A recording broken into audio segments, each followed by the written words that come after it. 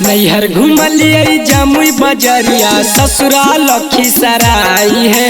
नैहर घुमलिए जमुई बजरिया ससुराल लखीसराय है। यारवा दिल कैना के नथुनिया पियावा सोना के हार है। यारवा दिल कैना के नथुनिया पियावा सोना के हार है।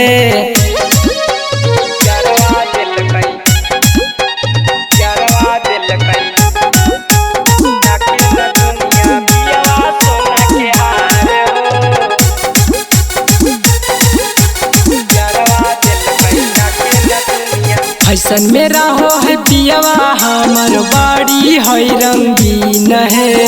फैशन में रहो है पियावा हमर बाड़ी है रंगीन है।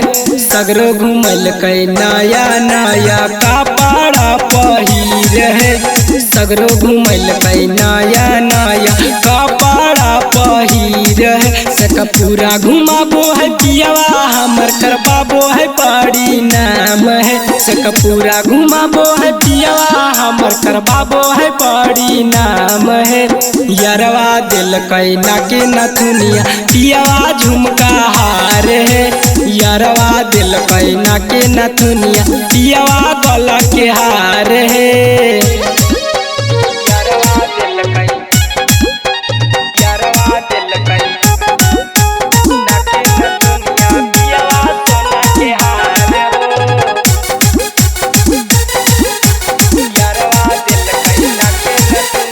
हमर बलमुआ बड़ी बेशरम मीठी बोलिया में रहो है पड़ल। हमर बलमुआ बड़ी बेशरम मीठी बोलिया में रहो है पड़ल। मानो है पियावा बात हो। यारवा दिल कैना के नथुनिया पियावा गला के हार हो।